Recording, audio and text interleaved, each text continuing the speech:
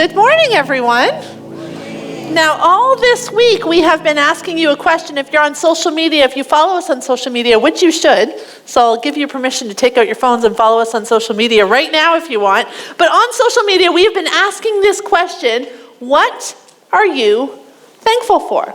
And these are some of the responses that we have received. Beautiful things, simple things, profound things, family, friends, the Blue Jays. I'm thankful for the Blue Jays. You know, I love lists like this because gratitude is contagious. Our thankfulness can multiply in our lives. So let me turn the question back to you today. What are you grateful for? If I were to ask you to list 5 things that you're grateful for, could you do it? Now, I'm not looking for your curated church answer version in which you reach deeply to find something profound and holy. I'm looking for the everyday kind of joyful things that you would be grateful for in your life. You want to see one of mine? I'll show you. I brought a picture. This is my tree. I don't own this tree. It's in the park behind my house. And if I were to create a gratitude list, this tree would go on my list. Now, 16 years ago, Skip and I were looking for a home for our future family to live in. And at that time, we were looking at hundreds of houses. He just dragged me into all these open houses. I was exhausted. Back in 2009, 2010, the housing market was rough. Now, it was not as tough as it is today, but it was difficult. And we were weary after so many houses looking through and just feeling disappointed after disappointment, not being able to afford what we wanted. And eventually we came to this one house. And I wish I could tell you that I walked into this house and thought, this is it. This is my home. But that wasn't the case. I hated this house. Everything about this house felt so wrong to me. The walls were colors I didn't like. The cupboards had holes in them. The house felt dated, felt tired. It was old. It definitely felt small. It was nothing like the beginning of our family that I was picturing in my mind. And the worst part is that we were moving from an apartment that I loved. But the house had one thing going for it. It backed onto this park. And Skip kept saying to me, Jess, I know the house isn't what you want, but trust me, you can't beat backing onto a park. Now, in all honesty, I think that Skip was thinking real estate value. I think he was thinking, what am I going to get out of this in the end? But he painted this beautiful word picture for me about our future children being able to go into the park on their own. And so I caved. We chose to move into this house, and I told myself it was only going to be a starter home, that we weren't going to be there for very long. And in just a few years, I told myself, we'll just move into something nicer, something bigger. You will be fine, Jessica. Here we are, 15 years later. We still live in our starter home. And now I love my house. I've grown to love my house. It hasn't shifted. It hasn't gotten bigger. My perspective has gotten different. I love the neighborhood that my house now sits in. And I love this tree. I love this tree. This tree has become somewhat of an anchor in my life. See, over the years when things have been heavy in my life, I felt drawn to this tree. I can't tell you how many times I've sat under this tree and just prayed and called out to God. See, I've discovered that this ugly, unwanted house all those years ago, what felt like settling into something that I didn't want, turned out to be one of the greatest gifts that God has given me. Back then, I did not realize that it was a gift, but that house and the neighborhood it sat in and this tree have become living reminders to me of the presence of God in my life. So if you were to ask me for my gratitude list today, this tree would be on it, and my house would be on it. And maybe you can see where I'm going to go with all of this. The truth is that gratitude doesn't always come from what we thought we wanted. Sometimes the deepest gratitude grows out of what we resisted at first, what felt like disappointment, or what looked like less. See, I've discovered that God knows more than I do. And Paul, the Apostle Paul, he learned this truth too. See, when Paul wrote to the church in Philippi, he was not in a comfortable place. When we read the book of Philippians, we need to remember he wasn't in a comfortable seat. He was not sitting on a balcony overlooking the Mediterranean, maybe with a cold drink in his hand. Paul was in chains. He was in prison. He had been through storms and betrayal and hunger and exhaustion. And yet, even then, he could write these words. The Apostle Paul writes, "I have learned how to be content with whatever I have. I know how to live on almost nothing or with everything. I have learned the secret of living in every situation, whether it's with a full stomach or empty, with plenty or little." And then he writes, "For I can do everything through Christ who gives me strength." See, Paul says there is a secret to living steady in every circumstance. And here's the part that grabs me. Paul writes, "I have learned." That means this did not come naturally to him. He had to train it. He had to practice. He had to repeat it until it became a part of who he was. Whatever the secret was, it carried him through storms. It carried him through betrayal, carried him through chains and hunger, he writes. And if Paul needed to learn what this secret is, then I think you and I might need to learn it too.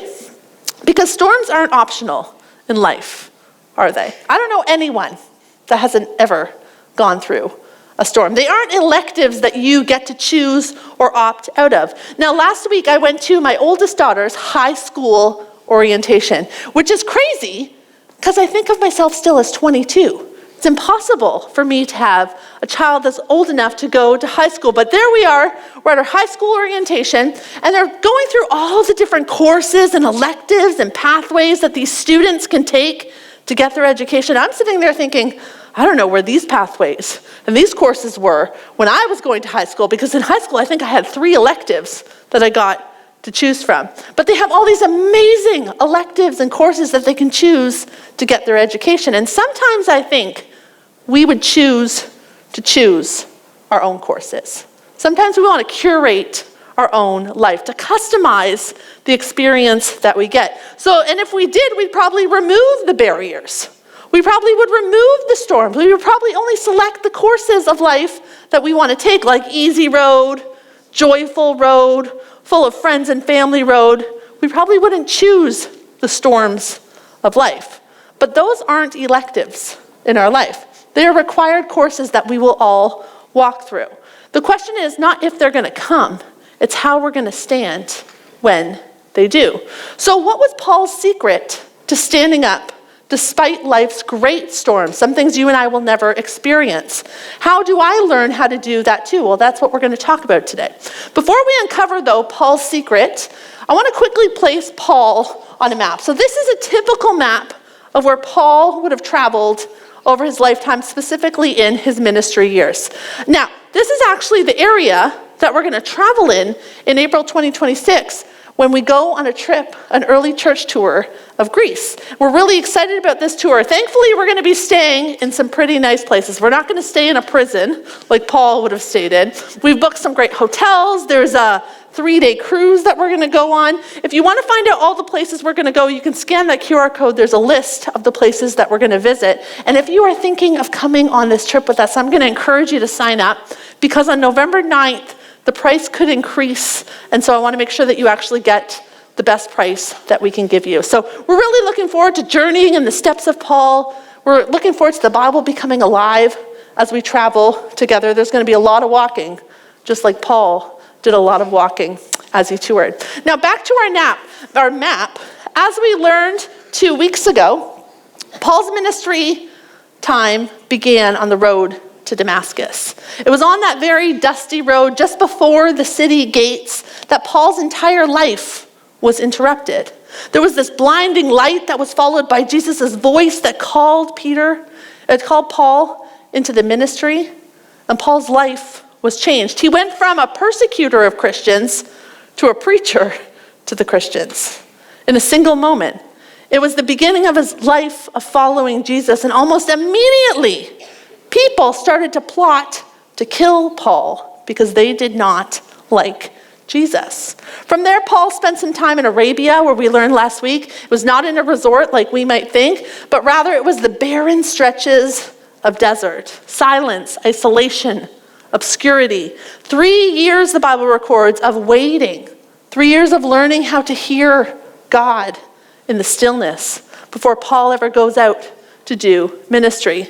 And then from that point on, Paul starts to encounter some storms in life. In the city of Lystra, Paul was preaching when all of a sudden the crowd turns on him.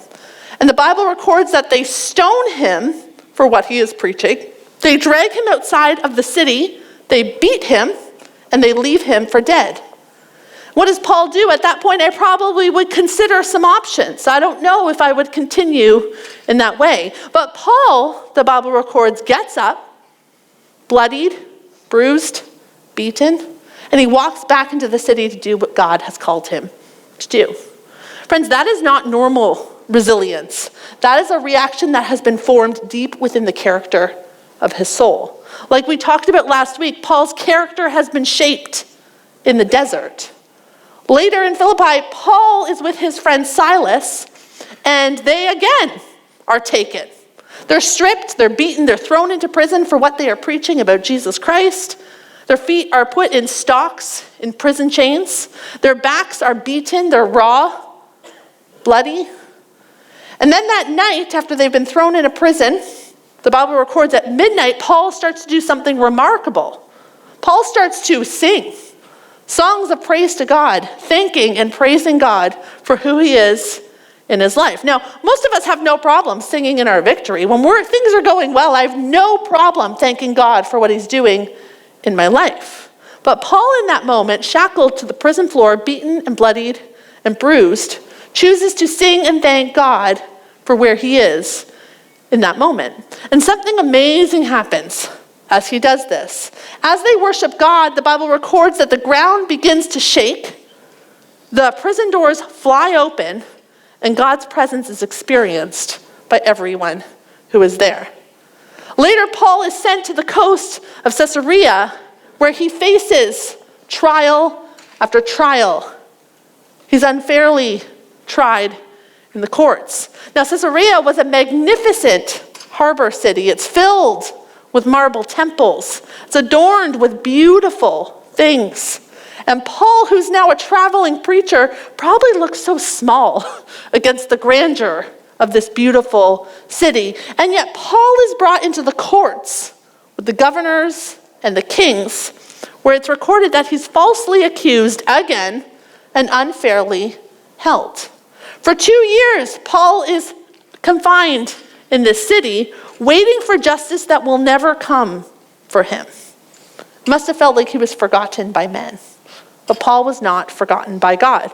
From Caesarea, Paul was put on a boat.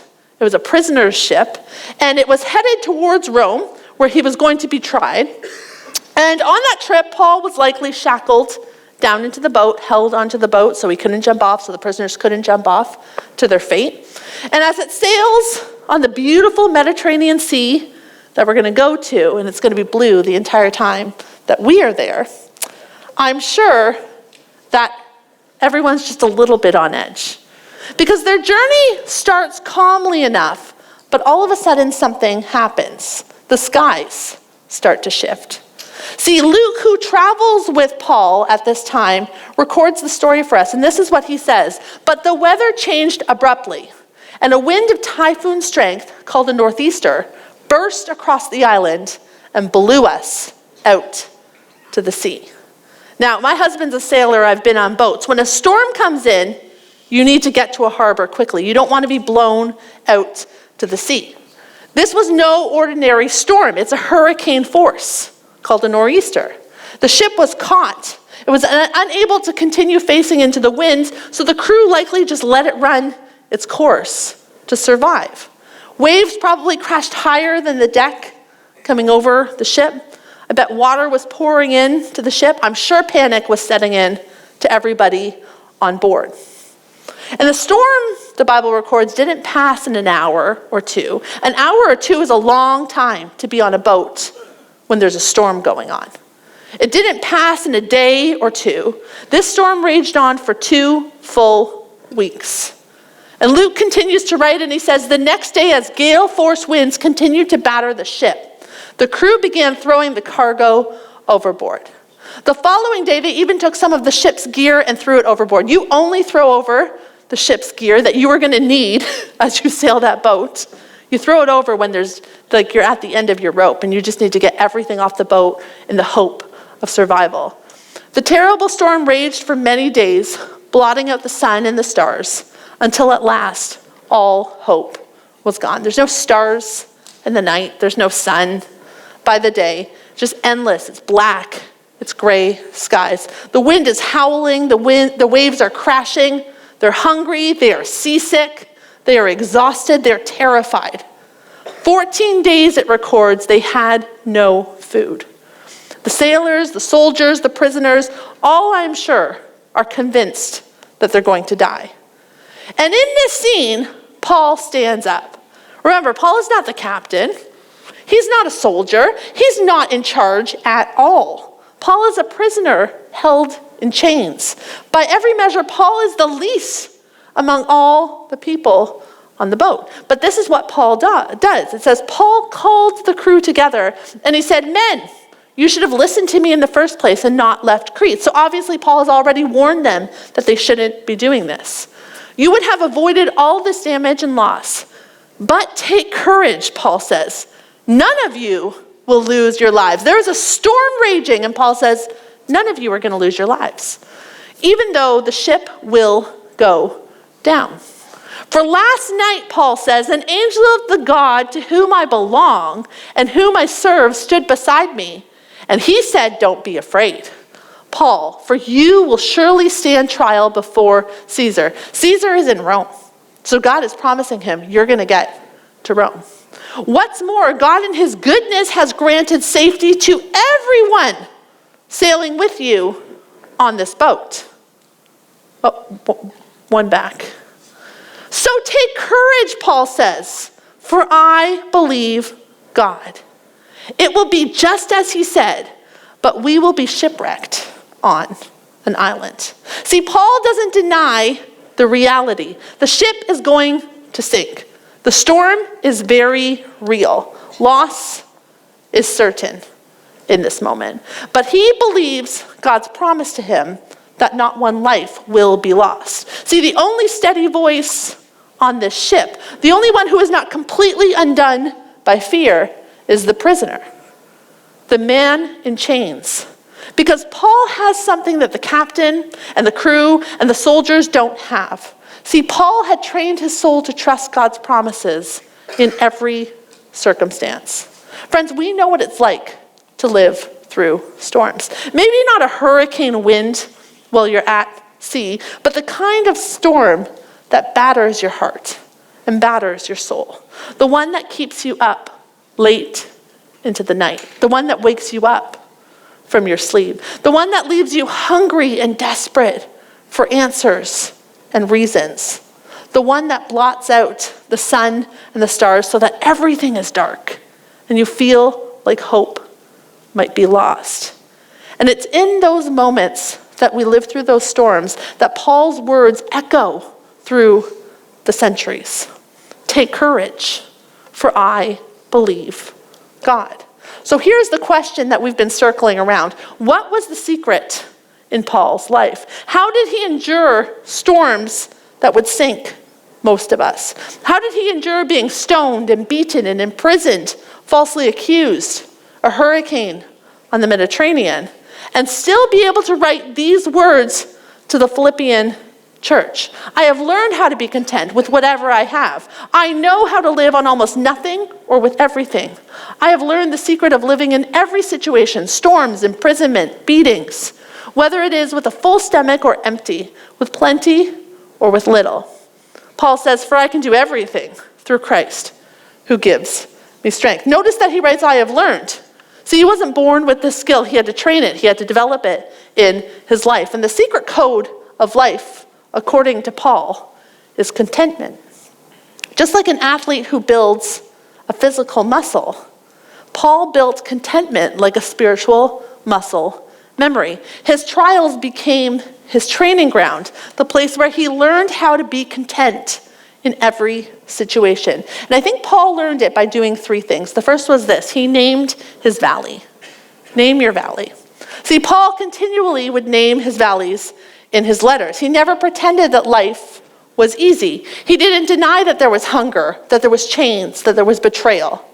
He named what was happening honestly. And I think that's the first step towards contentment. We need to name the ache that we are feeling. And valleys are going to look very different from all of us. For Paul, he had these deep valleys that many of us probably won't ever have to go through, thank goodness. Prison cells, open water. But you walk through valleys that probably look different than Paul's valleys or my valleys. I told you earlier that we bought that house 15 years ago, that starter home that was supposed to be very temporary. What I didn't tell you is there continues to be many moments in my life where I look around and think it's too small. This is not enough for what we need. See, we're a family of 5 living in this very small townhouse. We don't have a big backyard. We don't have a pool like I want. We don't have space when out-of-town family wants to come and stay with us. And over the last 15 years, I've watched many of my friends, many of my family move into these big homes that I want, the extras that I think that I need. Now, let me pause and say, I don't think that owning a big home is wrong. I don't think it's sinful to own a big home. It doesn't matter what kind of home you live in. Owning a larger home, in fact, there may come a day where I do move into a different size of home. It's not the issue. The issue is that for this season, I know that God has called me and Skip to live with contentment, to remain in our small house, to be content where he's chosen to plant us, to be obedient and work the resources that he has given to us. And that's been hard, especially when the irony is, and it's not lost on me, that my husband is a builder.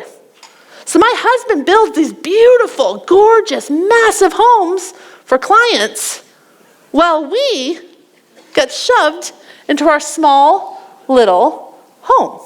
I've been known to pray prayers. Skip will call them grumblings, I call them prayers, that say, God, what about us? God, what about me? Why do you keep asking me to watch others step into things that I want, and then you ask me to be content and not them?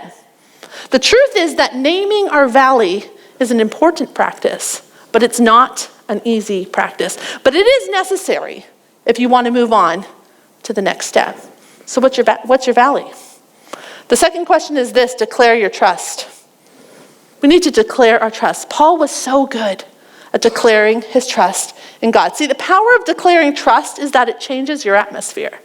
As I've learned to name valleys in my life, here's the questions or the responses that I sense that God says back to me. Jessica, are you going to trust me? Jessica, can you choose just to be content? Jessica, even if I don't give you everything that you want or the things that you need, will you still let your life be a story of my goodness for other people to see? See, contentment has nothing to do with the size of your house. Has nothing to do with the car that you drive, the job that you have, the places you get to go or that you don't get to go. Contentment is all about obedience and trust. Trusting that God's plans for our lives are good and better than my own plans for my life. And that God is enough for me. And that is something we get to choose to do. We name our valleys, and then we choose, despite the present realities that we might have in our life, to still declare, God, you are enough. God, I trust you. God, you are good. Now, I'll be the first to admit, this is like hard. Your voice might shake as you declare, God, I trust you, even when what you want is not within your reach. You might not even want to try declaring your trust in God. Nervous that if you do, maybe you'll have to live in your situation forever.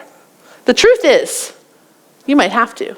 You might declare, God, I trust you, and God might never rescue you or give you what you think that you need. Your situation or your circumstances may not change.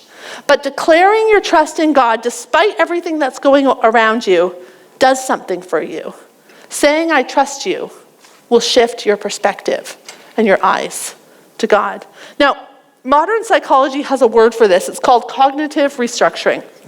And what cognitive restructuring means is it's this practice of identifying your negative thought patterns or distorted thoughts, things like, I'm never going to make it, God has forgotten about me, I don't have enough, and intentionally working to reframe them. Now, we did a lot of this work when we went through our Sounds Track series earlier this year. See, in therapy, people are coached to change their thoughts by taking evidence and replacing the negative soundtracks with positive ones, with true ones. And when you do this consistently, experts tell us your brain will literally rewire. You'll start to think differently. That's the secular understanding of what is happening. But Paul has been doing this long before psychology gave it a label. Paul wasn't stuck in denial. He didn't ignore the evidence of his suffering, but he chose to hold that evidence of his circumstances against the evidence and the promises that God is good. See, the storm said, you're not going to survive. But Paul declared, God said we will, and I trust him. The prison chain said, you have been forgotten. But Paul declares, even in prison, the gospel is still advancing. The hunger said, you are abandoned. But Paul declares, I can do all things through Christ, who strengthens me. See, Paul reframed every valley that he was walking through the lens of God's goodness and God's presence in his life. And when you learn to declare trust like that, you're training your soul to look up instead of down at your circumstances. And this posture leads us to the third thing that Paul did consistently. Paul practiced gratitude. Gratitude was not a passing feeling for Paul. It was this daily discipline. If you were to go and read through all the writings in the Bible that Paul wrote, gratitude is woven into every one of them. This is what Paul wrote in 3 different letters. He said, I thank my God every time I remember you. Paul writes, always give thanks to God the Father for everything in the name of the Lord Jesus Christ. Paul isn't writing these while he is just in amazing seasons of his life. He's in prison. He's being beaten. He's being betrayed. Paul says, be thankful in all circumstances, for this is God's will for you who belong to Christ Jesus. It causes me to pause to consider that the writer of these words spent most of the latter years of his life in prison. Yet even from prison, even when he was hungry, even when he was misunderstood, gratitude became Paul's daily rep. He continually practiced it. I love how Anne Voskamp puts it. She says this, gratitude isn't only a celebration when good things happen. It's a declaration that God is good no matter what happens. This is what Paul modeled, that God was good no matter what happened in his earthly life. See, he wasn't ignoring the hardship. He was declaring God's goodness right in the middle of it. And we need to practice this with our lives because gratitude doesn't just make you feel better. Gratitude actually makes you stronger. And so I'm going to challenge us as a practice for this week to pause and take 5 minutes every day to write 5 things that you are grateful for. Write 5 things that you are thankful for, no matter how small they are or how big they are. You're going to write 5 things for 5 days. And at the end of this week, you're going to have a list of all the things that God has provided in your life. Now, our team put together a gratitude journal where you can write these things down, and some of these quotes are actually on that paper. And you can note those things each day. What has God done in my life? What can I look around? What am I grateful for? I'm going to challenge you a step further than this, though. This is step 1. If you want a real challenge, I'm going to invite you to share some of those things with someone in your life. Maybe you're going to say to your neighbor, you know what, I'm practicing this gratitude thing. I just want to tell you, I'm so grateful that you're my neighbor. Or maybe you're going to say to your kids' teacher, you know what, I'm so grateful that you're investing in my kid's life. Whatever it is, I'm going to challenge you to take some of those things and put them on social media. To say, I'm practicing gratitude and I am thankful for this. If you tag us at One Church TO, then we're going to reshare it so that our community can start to see the goodness of God at work in our lives. Paul just didn't think grateful thoughts. He lifted his voice to declare that God was good, even in the most desperate of situations. And as Paul practiced faith and gratitude, he invited the sailors to trust in his God, even as their ship was sinking, to believe that God would save them. And the atmosphere on that ship shifted. Doors opened when Paul practiced gratitude. Chains fell off. They were saved at sea. The truth is that gratitude is not a private list like we sometimes like to keep it to. Gratitude is a public declaration. It is when the people of God say together, God, you are good, no matter what's going on in my life.